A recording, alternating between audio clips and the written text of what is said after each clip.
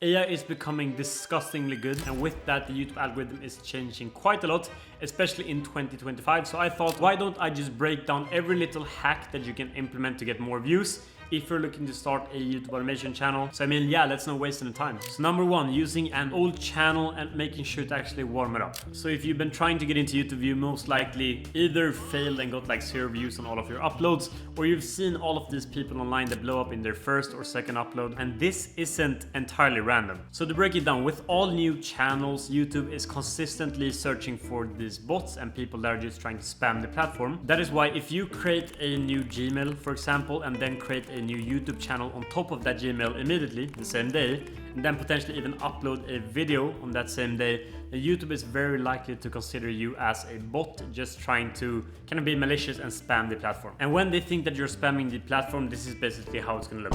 So you can see that I've uploaded a random video on a channel here, and it's got stuck at 1 view. If we go to the reach and look at the impressions, it's got 11 impressions, and all of them are from you might not be able to see this, but all of them are from YouTube search. They're not from browse features or suggested videos as it's called. They're all from YouTube search, and this means that the channel is basically shadowban. It is not being recommended on the home pages, hence why all of the impressions are from the search feature, and that is why the click-through rate is quite high. It's only got 11 impressions because the only way that people can find this video is by searching for basically the exact same title. So to put it in simple words, this basically means that you're Now there are 3 things that you can do to actually avoid being shadow banned and maximize your chances of your channel being picked up by the algorithm straight away. And first of all, that is using a channel that is connected to an old Gmail address. So it doesn't have to be old from 2005, but it should not be a freshly created Gmail address, since if you think about it, YouTube and Google are owned, like it's the same company. So if you have a very new Gmail account connected to your YouTube channel, they can consider that suspicious and as a bot. So what you want to do is just use a Gmail account that you've used personally for a while. That's perfect. It has some activity on it. It's not created the same day, and that should be fine. The second tip is to apply the same principle to your channel. So you don't want to create a new channel and then just post on it the same day. Then that is going to get you shadow banned like I just showed you. So what you instead want to do is just use a channel exactly like this one. This is a personal channel that I just use for watching YouTube overall. And that will be very good since we've technically already warmed it up. We're using it regularly throughout the week. We're watching content, we're subscribing to people, we're liking people's videos, we're putting comments. This tells YouTube that we are not a bot and that we're instead just a normal user looking to use the platform. And that leads me into the third thing. So in order to warm up your channel and make it less likely to be shadow banned, what you want to do is just use it as a normal user. That's why it's very beneficial as well to use a previously personal channel that you might already have. But to warm it up, you basically just watch videos. So I would just go on to this one, watch this video. Perfect, watch it, leave a like. Keep in mind, don't overdo this. So don't leave likes on every single video that you watch. Maybe just 1/10 of the videos that you watch. Watch content for 30 minutes to an hour per day. Subscribe to only a few channels, not all of them, but just a few. And then apply the same to comments, just comment on a few videos. And you might be wondering, how do I know all of this? I've been in the YouTube space for years. I've earned personally over $3 million just from YouTube automation. But the most important thing is that in my community, where we actually have students starting channels, I see new people start new channels every single day. I see people get shadow banned. I see people implement the methods that I teach, and I see what works. So the conclusion of seeing all of these people experiment facing these challenges and then implementing my system is that older channels generally tend to get better views and get picked up by the algorithm faster. Everyone is of course gonna say different things since it is the YouTube algorithm that we're talking about. No one knows it to 100%, but this is just based on what I see from people, getting results, starting their channels all the time. Now, number 2, and I honestly can't believe this still works. It's been around for ages.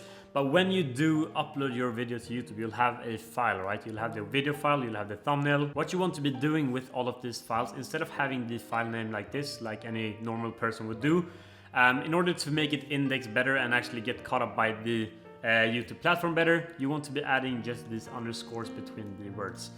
This basically means, it's interpreted as a space for most machines.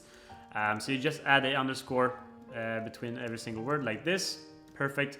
And that is literally all that you have to do. So when you export your video from the editing software, simply just take it, rename it. This is on Mac, so it might look different for you guys on Windows. but you just rename it like this and then upload it onto YouTube Studio. And I can't really explain why this works. I guess it's just the platform that indexes it better and ranks it higher, and it might not be a lot, but it does help you get more views and help the video gain traction faster. So you basically just do this to the video file and also the thumbnail file. And if you want to go the extra mile, first of all, your title should already be optimized with keywords, but you can use a site like vidIQ here. This is just the free version of vidIQ, and you can search up keywords like AI tools, since that was what our video was about, and you'll see the search volume for a specific keyword. You'll see here 285,000, that is a high search volume. If we search for AI automation, we'll see what that gives, even higher. YouTube automation, and these are the keywords that you want to compare with each other, like that is even higher. You want to compare these keywords with each other and then apply that to your title and also the file name, and it's gonna rank even better. So number 3 is utilizing your pinned comment and description, and this is something that almost 99.9% of beginners overlook or don't do, which is quite stupid, because such small things like these that just take 20 seconds more can actually help your channel in the beginning gain traction and actually go viral faster than it would otherwise. So I had to move myself down to the bottom right corner here. I hope that isn't an issue, and I'm gonna use my own video as an example, so you can see that this advice that I'm giving right here, I'm literally implementing it myself and it's working. So yeah, if you go down to the description of any of my videos, you'll see that what I do is I always kind of recommend another video to watch that is interconnected with the video up here. So as soon as someone watches my content, they'll see I've kind of hooked them into watching the next video. And that is because when a viewer watches one of your videos and he watches it for a long time, they're engaged, they're very likely to like another one of your videos, right? So if you just funnel them into watching more of your videos with this kind of, you know, link in the description, also using playlists is a very, very good thing. Putting all of your similar videos in a playlist, recommending them that way.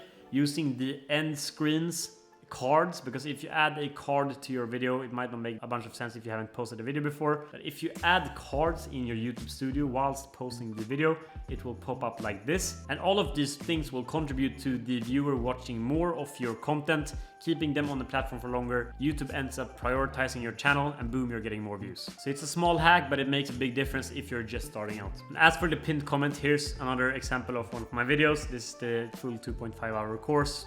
Super good video, by the way. You should watch it after this one, not now, but after it. And if we just go down to the comments here, you'll see that first of all, I just funnel the traffic with the pinned comment, of course, as any person would. But the comment that you see under here, I use to get more engagement for the video. So I write, I need you to comment what you want to see next. Will make the video on the most up for the comments. So first of all, I of course get feedback on what people want to see, which is a good thing.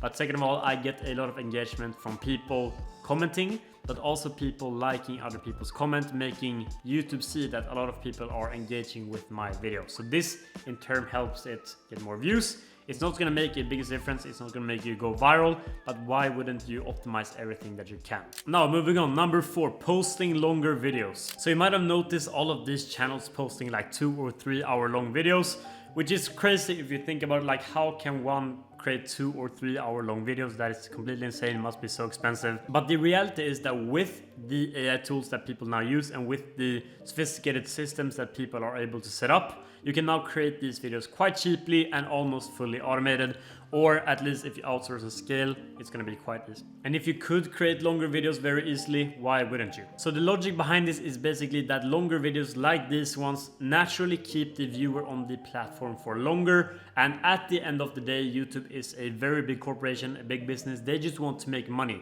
and they make money by keeping people on the platform. So if someone is watching a 2 hour long video, they're watching for maybe 30 minutes, 1 hour, then YouTube are able to show them a bunch of ads and they take home more money. So not only will you be pushed more by the YouTube algorithm and get more views, easily overtaking competitors, but you will also, and this is super important, you will also get a much higher RPM. Most people think that RPMs on long form content is like $3 to $5, right? But with these videos, I can tell you that this guy posting these history videos, he's definitely got an RPM between $10 to $20. So just applying that to this channel right here, let's say that this video has, what is it, like 260k views, and just counting with a $10 RPM, which is very low for this, He's made $2,600 just from this one video that I can guarantee you cost him less than $50 to create. So I'm not gonna sit here and calculate the return on investment here, but you guys are free to do so. I can, like, it is honestly crazy, right? So to summarize, posting longer content will help you get picked up by the algorithm faster. It is made possible by AI, or if you want to, you know, really spend a lot of money on your content, you can do this manually as well. All right, so number 5, and this has to do with the last point, but it is using AI to your advantage. If you're not using AI in today's day and age with YouTube automation, you're pretty much cooked, because if everyone is doing it and they're very cost efficient, they will be able to create longer content than you with a lower budget and basically outcompete you. So you need to learn how to utilize AI, and then you'll be in a very good spot. So I'm just gonna run through the most common process for creating content with AI. Basically, you just take a video like this one. This one is going to be quite long since it's, you know, 2.5 hours in length. Make sure to just copy the transcript and then head over to Claude. Claude is pretty much like ChatGPT. The only real difference is that ChatGPT cannot generate these half an hour long scripts or an hour long scripts, while Claude on the other hand can. So just paste in the transcript like this, and actually let me zoom in a bit for you. And then just write a literally whatever prompt generating a story. So write me a similar story to this one. I really like it, make it 10,000 words. And 1,500 words in a spoken voiceover will be like 8 minutes. So 10,000 words, you can do the math, it would be like, I'm not really sure, 50 minutes, 56 minutes, I'm not sure. But then just make it 10,000 words like this, generate it. Maybe Claude is gonna tell me like, oh, we can't really copy a script, but we'll see. Nope, it didn't. So you can see that it's generating the script here.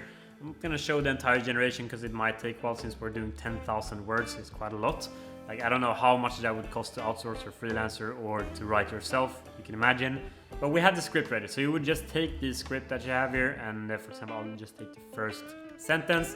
Then for the voiceover, the person narrating the video, head over to 11 Labs. It looks like this. You basically just go to the text to speech tab in the top left. You can see me highlighting here. Pick whatever voice. I'll go with James for the sake of the example. Boom, generate. Press the button down here, generate speech, and it will sound something like this. Where are you reading from? Midnight, 3 o'clock in the morning, somewhere between scrolling and yearning. You know, pretty good. That works for the narration. If you actually take a closer look at all of these channels doing this kind of AI content, you'll see that the voiceover is not really the highest quality. But why I'm mentioning this is because you need to change your kind of mindset.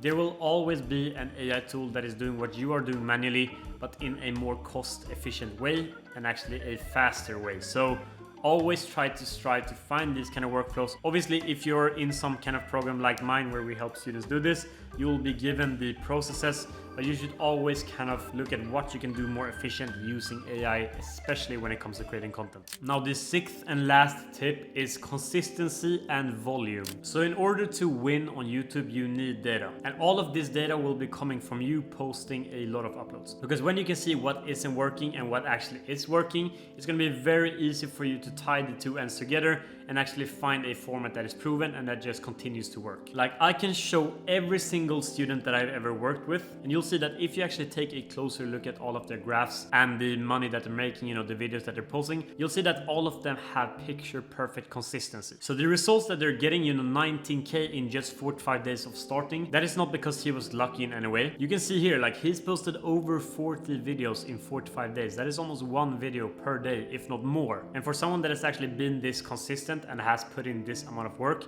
you can't call them lucky in any way possible. Like, you can see this on students starting to get growth as well. They're posting very consistently all the time. For example, Pavel here is posting 3 to 4 times a week just when he started the channel. Like, here's another one, soon getting monetized in just the first month. You can see the amount of uploads that they've posted. Here as well, 4.8K in a month, but you can take a look at the amount of uploads that is actually posted. So I can sit here all day and just tell you to be consistent, while I know that 99% of the people watching this video actually won't be consistent. They'll probably give up before they start seeing traction. But for those of you that actually take this seriously and want to create a faceless channel, I can tell you that that is basically the best tip that I can give you. Now, if you're gonna be consistent, I can tell you that my channel channel is a gold mine when it comes to information about YouTube. It's gonna be great for you if you're looking to learn the ins and outs of YouTube. For those of you interested in actually getting one-on-one guidance by me and my team, I'll put an interview with one of our students that is just 21 years old here on the screen. You can take a look at it at your own pace. Me and my team, we don't work with anyone who applies, but if you want to speedrun your results, you can of course give it a shot. We'll get back to you if it looks like your application is actually valid and you're someone that is willing to put in the time into this. Because not everyone is, to be honest. Even if you give someone the tools, the systems, and the money to create a YouTube channel, some people just won't. So I only want you to apply if you are actually serious about this. But for everyone else watching this far, leave me a comment of what you want to see next. I literally make the content based on you guys' demands. So if you have a burning question about YouTube automation, drop it in the comments down below. I'll make the ones that have the most amount of upvotes. So if you see something that makes sense, also make sure to upvote their comment. But that's all. Bye bye.